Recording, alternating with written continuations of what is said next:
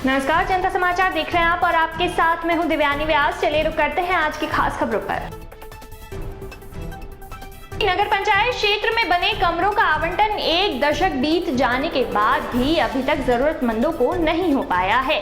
आपको बता दें कि नगर पंचायत द्वारा 100 कमरों का इंदिरा आवास योजना के तहत निर्माण किया गया था, जिसे एक लंबे समय बीत जाने के बाद भी अभी तक आवंटित नहीं किया गया है।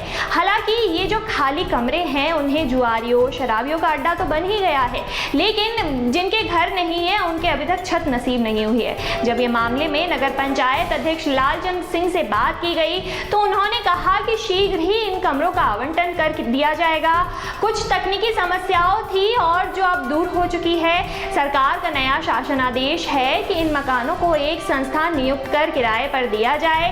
हमारा प्रयास है कि निःशुल्क मकान आवंटित किए जाए।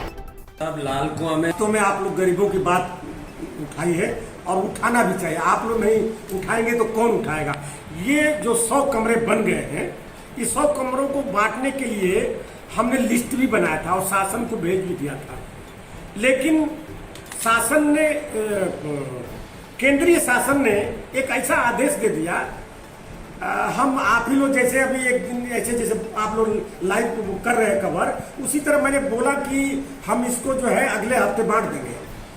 वहां से एक लेटर आ गया सरकार से, केंद्र सरकार से, कि आप इसे इस तरह नहीं बांटेंगे, आप किराए में देंगे और कोई संस्था आप नियुक्त करेंगे जो किराया वसूलेगी। अब वो तो एक समस्या थी। मैं ये सोच रहा था कि भाई हमारा पानी का लगा हुआ है अपना टंकी और मोटर, ये हम सोच रहे थे कि कंप्लीट है, लेकिन पानी वालों ने ये सिद्ध कर दिया कि नहीं, इसमें हमारा पानी टंकी में मोटर चल ही नहीं सकता है, इसके लिए आपको पैसा देना पड़ेगा। तो विधायक जी से मैंने ये बात को कहा कि वो ऐसा ऐसा समस्या पैदा कर रहे हैं। तो विधायक जी के नेतृत्व में एक डिसाइड हुआ कि बताओ तुम्हारा कितना पैसा लगेगा, और चेयरमैन साहब आप देंगे नगर पंचायत की तरफ से।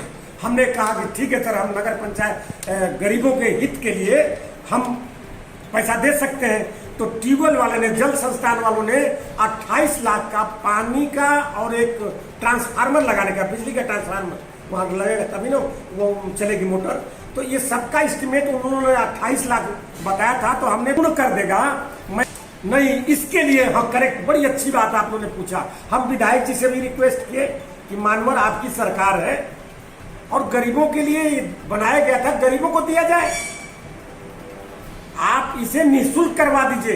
ये बात लेकर के मैं शहरी विकास मंत्री के पास भी गया और शहरी विकास मंत्री जी ने इसको बड़ा मैंने महत्व दिया इस बात को, और उन्होंने कहा ठीक है, मैं कोशिश करता हूं कि गरीबों को निःशुल्क वितरण किया जाए। वही की पेज लटका पड़ा है। राजकीय इंटर कॉलेज लालकुआ में स्टाफ की कमी पर स्थानीय जनप्रतिनिधियों, शासन प्रशासन और संबंधित विभाग पर आरोप लगाते हुए यूथ कांग्रेस नगर अध्यक्ष सूरज राय ने अपने समर्थकों के साथ विद्यालय अध्यापकों का घेराव किया है। इस दौरान उन्होंने पत्रकारों से वार्ता करते हुए कहा कि मौजूदा समय में लालकुआ के एकमात्र राजकीय इंटर कॉलेज में लंबे समय से बच्चों को पढ़ाने के लिए अध्यापकों की नियुक्ति नहीं की गई है। ऐसे में छात्राओं का भविष्य आधार में झूल रहा है। उन्होंने कहा कि मौजूदा समय में अध्यापकों की कमी तो है ही, साथ ही लंबे समय से प्रधानाचार्य की नियुक्ति भी नहीं होने से विद्यालय में तमाम कामकाज प्रभावित हो रहे हैं। उन्होंने प्रदेश के शिक्षा मंत्री पर कटाक्ष करते हुए कहा कि एक तरफ शिक्षा मंत्री प्रदेश के विद्यालयों को अटल उत्कृष्ट योजना के तहत सीबीएसई से मान्यता दिलाने का काम कर रहे हैं, मगर टीचरों की कमी के मामले पर उनके द्वारा कोई कार्रवाई नहीं की जा रही है। ऐसे में सीबीएसई से मान्यता दिलाने का क्या फायदा होगा जब विद्यालय में अध्यापक ही नहीं होंगे। तो उन्होंने कहा कि सरकार को तत्काल राजकीय इंटर कॉलेज लालकुआ सहित प्रदेश के सभी सरकारी विद्यालयों में जल्द से जल्द अध्यापकों की नियुक्ति करनी चाहिए ताकि बच्चों का भविष्य उज्जवल हो सके। आज हम सभी युवा साथी मिलकर जो लालकुआ का राजकीय इंटर कॉलेज है, हम यहाँ पर पेड़ लगाने आए थे, पौधे लगाने आए थे। आम के कुछ पौधे लगाए हमने, क्योंकि जो बरसात का मौसम करीब है, अभी पेड़ लगाएंगे तो पेड़ उग भी जाएंगे। तो जब हम यहाँ आए तो विद्यालय में एंटर होते ही हमें तमाम तरह की जो असुविधाएं हैं उनका सामना करना पड़ा। जैसे कि यहाँ प्रिंसिपल नहीं है, पिछले लंबे समय से ना यहाँ प्रिंसिपल की नियुक्ति हुई है।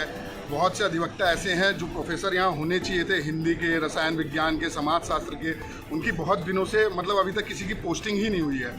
4th क्लास के जो 9 पद हैं वो अभी तक रिक्त हैं, जिसकी सुध लेने वाले ना खंड शिक्षा अधिकारी जी हैं, ना जिला शिक्षा अधिकारी हैं, ना विधायक जी हैं, ना कोई प्रशासन है। कोई अभी तक इसकी सुध नहीं ले रहा है और बच्चों के पढ़ाई के नाम पर एक झुंझुना दिया गया है और कुछ नहीं है। क्या फायदा?